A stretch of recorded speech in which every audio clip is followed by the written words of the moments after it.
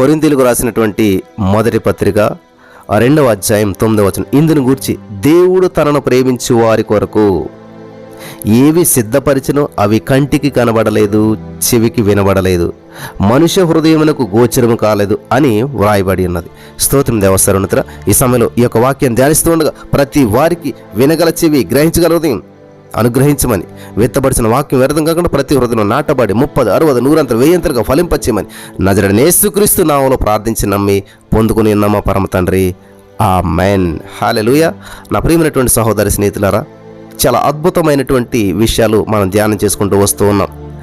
ఇక్కడ దేవుడు చెప్తున్నటువంటి మాట ఏంటంటే, తనను ప్రేమించేటువంటి వారికి, గమనించాలి, దేవుడు తన ప్రేమించే వారి కొరకు.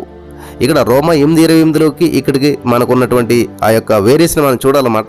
ఎప్పుడైతే దేవుడు మనల్ని ప్రేమిస్తాడో, దేవుడి ప్రేమకు మనం యోగ్యులమో, మనం అందరం దేవుడిని నమ్ముతాం, కానీ దేవుడు మనల్ని నమ్మాలి. హల్లెలూయా. ఇది చాలా అద్భుతమైన విషయం. కాబట్టి దేవుడి మీద ఆధారపడి దేవుని స్తుతిస్తూ ఉన్నప్పుడు అద్భుతమైన కార్యాలు మనం చూడగలుగుతాం. ఒక సంఘటన, నిజ సంఘటన మీతో పంచుకోవాలని చెప్పి ఆశపడుతున్నాను. ఒక కుటుంబం ఉంది. మరి భార్య ఏమో చనిపోయింది, కుమార్తె తండ్రి ఉన్నారు. ఒక కుమార్తె ఒక రోజున తండ్రి గారిని అడిగింది, నాన్న మనం చాలా రోజులైంది కదా నాన్న నాన్ వెజ్ తిని, కాబట్టి నాకు చికెన్ తినాలనిపిస్తుంది నాన్న అని చెప్పి కుమార్తె అడిగింది. తండ్రి దగ్గర పరిస్థితి చూస్తే మరి అంతంత మాత్రమే, కనీసం ఆయన చికెన్ తెచ్చే పరిస్థితి లేనటువంటి జీవితం వాళ్ళది. సరే కుమార్తె అడిగిందని చెప్పి సరే నేను తీసుకొస్తానని వెళ్తాడు. వెళ్ళి ఎంత తిరిగినా కూడా ఆయనకి ఏమీ దొరక్కపోగా ఆ యొక్క బ్యాగ్లో ఏం చేస్తారంటే కొన్ని రాళ్లను తీసుకుని వచ్చి ఆ యొక్క మరి ఆ కట్టెల పొయ్యి ఉంటుంది వాళ్ళకి, అందులో ఆ యొక్క మరి పాత్రలో వేసి ఆ రాళ్లను వాటర్ వేసి మూత పెడతాడనమాట. ఈ లోపల కుమార్తె వచ్చి, నాన్న తెచ్చావంటే తెచ్చానమ్మా, నేను వంట చేస్తున్నాను కాబట్టి నువ్వు వెళ్ళి ఆడుకునిరా అని అంటాడు అతను. ఈ కుమార్తె వెళ్ళి ఆడుకుంటుంది. ఆడుకుని వస్తుంది. ఈ తండ్రి రోధిస్తూ ఉంటుంటాడు, వేధిస్తూ ఉంటుంటాడు, చాలా బాధపడుతుంటుంటాడు. దేవా నీకు వందనాలు వేసాయా, నీకు స్తోత్రాలు వేసాయి అని చెప్పి స్తుతిస్తూ ఉంటుంటాడు. హల్లెలూయా. దేవునికి స్తోత్రం. దేవుడికి అసాధ్యమైనది ఏమన్నా ఉన్నదా?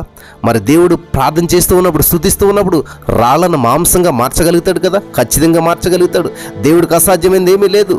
ఇక్కడ చాలా అద్భుతమైనటువంటి కార్యం జరుగుతూ ఉన్నదనమాట. కుమార్తె వచ్చింది, నాన్న అయిపోయింది నాన్న, వంట అయిపోయిందా, తిందామా నాన్న అంటే తండ్రి హృదయం రాడులాగా అయిపోయింది. తండ్రి హృదయం ద్రవిస్తూ ఉంది, తండ్రి హృదయం నలిగిపోతూ ఉంది. అప్పుడు ఆ తండ్రి ఏం చేస్తారంటే, సరేమ్మా మనం చేద్దాం, భోజనం చేద్దాం, కానీ చేసే ముందు దేవుని స్తుతి ఆరాధన చేద్దాం, దేవుని స్తుతిందాం, దేవుని మహింపడదాం అని చెప్పి తండ్రి కూతుర్లు ఇద్దరు కూర్చుని ఎల్లిగెత్తి ఆరాధన చేస్తూ ఉన్నారు. ఆ పిల్లకి ఈ విషయం తెలియక ఆమె మనస్ఫూర్తిగా ఆరాధన చేస్తుంది. తండ్రి మాత్రం విరిగి నలిగినటువంటి హృదయంతో, తండ్రి హృదయం అంతా కన్నీటితో నిండిపోయింది. ఏం చేయాలో తెలియట్లేదు. ఆ మూత, ఆ యొక్క ఏమంటారు, ఆ పాత్ర యొక్క పైన ప్లేట్ తీసినట్లయితే అందులో రాళ్ళు తప్ప ఏమీ ఉండదు. ఒకవేళ కుమార్తె అలా చూసినట్లయితే ఎంత బాధపడుతుంది, ఎంత రోధిస్తుంది. ఈ తండ్రి ఇలాంటి కూడా కనీసం ఇది కూడా తేలేదని బాధపడుతుందని చెప్పి ఎంతగానో రోధిస్తున్నటువంటి సమయంలో తండ్రి ఏమో ఈ బాధలంతా దిగమింగుకుంటూ ఆరాధన చేస్తూ ఉన్నారు. ఇద్దరు కలిపి మరి వాళ్ళంతా మనస్ఫూర్తిగా దేవుని ఆరాధన చేస్తూ ఉండగా సడన్గా ఒక వ్యక్తి కారులో వచ్చాడు. అక్కడికి కారులో నుంచి వచ్చి అడుగుతున్నాడు అన్నమాట, హలో ఇక్కడ జాన్సన్ గారు అంటే ఎవరు అని అడుగుతుంటే, వీళ్ళు ఆరాధన చేస్తూ ఉన్నారు. మీరేనా జాన్సన్ గారు అంటే, అవునండి నేనేనండి అంటూ ఉన్నాడు. ఆయన పెద్ద కారు వేసుకుని వచ్చాడు. మరి వచ్చి దగ్గర గంట వచ్చి ఒక పెద్ద పార్సల్ తీసుకుని వచ్చాడు. చికెన్ బిర్యానీ తీసుకుని వచ్చి ఎందుకో దేవుడు ఈరోజే పొద్దుటే నాకు పలానా చోట జాన్సన్ ఉంటాడు, అతనికి తీసుకెళ్ళి ఈ యొక్క బిర్యానీ ప్యాకెట్ ఇవ్వాలని చెప్పి ఇది మీకు పంపించి దేవుడు ఇమ్మని చెప్పాడు అని చెప్పినప్పుడు వాళ్ళు ఇంకా ఎలుగెత్తి ప్రార్థించడం మొదలుపెట్టాడు. ఆ తండ్రి ఇంకా ఎలుగెత్తి ఏడవడం ప్రారంభించాడు. అయ్యో నేను మీ దగ్గరికి వచ్చాను కదా, ఏమైనా తప్పు చేశానా ఏంటి, దేవుడు ఏమని చెప్పాడు, మీకు ఏమనుకోకండి, మరి తీసుకోండి, మీకు ఉన్నదో లేదో నాకు తెలియదు, కానీ ఏమో మీకు ఉన్నా సరే ఏమైనా సరే తీసుకోవాలని చెప్పి ఆ వ్యక్తి బతిమాలుతున్నాడు. కారులో వచ్చినటువంటి వ్యక్తి.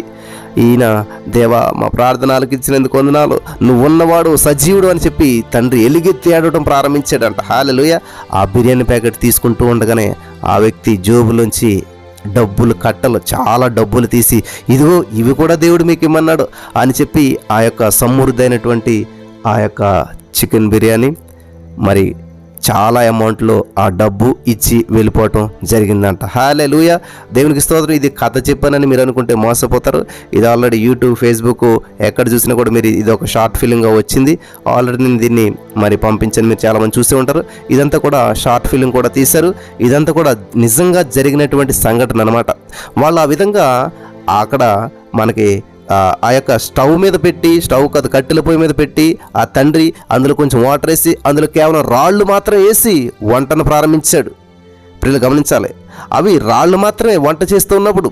కానీ ఆ రాళ్ళు ఏం చేశాడు? మాంసంగా చేశాడు. అంటే నిజంగా రాళ్ళు మాంసం అయిపోలేదు, కానీ వీళ్ళ ప్రార్థించగా, విశ్వాసం ఉంచగా, తండ్రి యొక్క విశ్వాసాన్ని చూసిన దేవుడు, తండ్రి యొక్క స్తుతి, మరి కుమార్తె యొక్క స్తుతిని ఆలకించినటువంటి దేవుడు ఆ రాళ్ళు వాళ్ళు తినేలా చేయలేదు, కానీ ఆ ప్లేస్లో వాళ్ళకి సమృద్ధి అనేటువంటి బిర్యానీ వచ్చేలా చేశాడనమాట. దేవునికి స్తోత్రం. దేవుడు చేసే కార్యాలు కంటికి కనిపించవు, చెవికి వినిపించవు. కాబట్టి ఈ రోజున మీరు మీ జీవితంలో, అయ్యా మాకు తింటాక లేదు, మా పరిస్థితి బాగోలేదు, మా జీవితం గందరగోళంలో ఉంది, నాది ఏం అనుకున్నా కూడా జరగట్లేదు అంటే మీ పరిస్థితిని బట్టి కాదు. ప్రియులారా, మీరు ఎటువంటి సిచ్యువేషన్లో ఉన్నా సరే ప్రభువుని స్తుతించడం నేర్చుకోండి, ప్రభువుని గణపరచడం నేర్చుకోండి, ప్రభువుని మహింపరచడం నేర్చుకోండి. ఇటువంటి అద్భుతాలు మీ జీవితంలో కూడా జరుగుతాయి. ఖచ్చితంగా పరిస్థితులు తారుమారవుతాయి అన్నమాట. నువ్వు తినవలసింది అక్కడ రాళ్ళు తప్ప ఏమీ లేదు, కానీ సమృద్ధి అని బిర్యానీ ఇస్తాడు అక్కడ. హల్లెలూయా. నీ జీవితంలో గందరగోళం తప్ప, అయోమయం తప్ప, ఆందోళన తప్ప ఏమీ లేదు, కానీ గొప్ప మేలు, ఆశీర్వాదం, శాంతి, సమాధానం ఇచ్చి దేవుడు నిన్ను నడిపిస్తాడు. అది దేవునికి ఉన్నటువంటి గొప్పదనం. అటువంటి భాగ్యం ఇక్కడ ఉన్న వారందరికీ దేవుడు అనుగ్రహించి నడిపించి బలపరచును గాక. ఆమేన్.